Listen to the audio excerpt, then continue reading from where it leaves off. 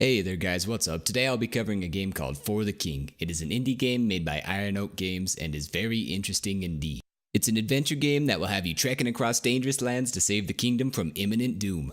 All the heroes have been slain and the queen has asked the citizens to rise up and defend their homelands. So your party will be made up of blacksmiths, hunters, woodsmen, minstrels, and other. They know how to use their professions to take a head or two off though. As a matter of fact, I've decided to start playing the guitar again after watching a skeleton strum two of my party members to death. The goal is to level up, gear up, and pass the objectives before you run out of rounds. The game is really unclear as to what you're supposed to do or the best way to do it when you first start out. It's all about trial and error, so good luck.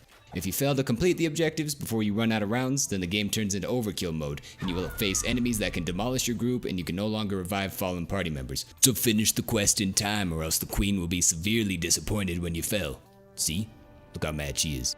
It is a game designed for you to fail over and over again. Luckily though, with each playthrough the world changes and therefore how you encounter the map each time will be different from the last. Bad thing is that there are no checkpoints and you will be starting from the beginning quite often, having to start over and over and over again. As you play though, you will unlock lore books by completing quests or killing certain enemies, and you can spend these in the menu on new characters, weapons, armors, and random events.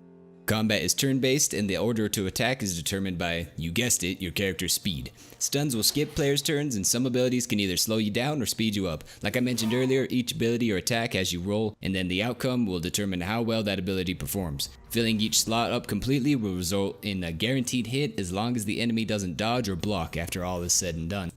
Armor and weapons have different stats and some offer new abilities that can be used in combat. For instance, a sword will allow you to attack faster and pierce armor, while a battle axe can be swung wildly and do some AoE damage. The armor pieces are all unique and will change your party member's appearance. Style is the key to any war, am I right?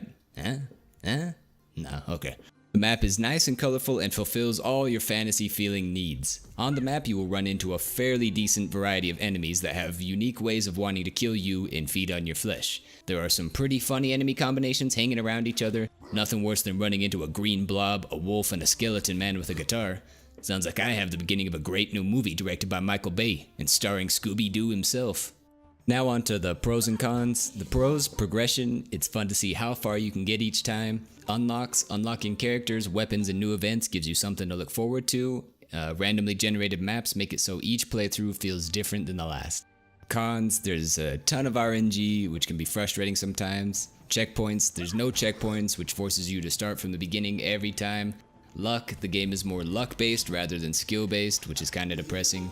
Overall though, my thoughts are mostly positive with the game, but I ended up getting burnt out after a while due to the constant restarting. If you're a fan of roguelikes, then this game may be right up your alley, but if you get frustrated easily from things out of your control and like saves, then no way man. Well, have a fabulous day, and until next time, this is Death Jill signing off.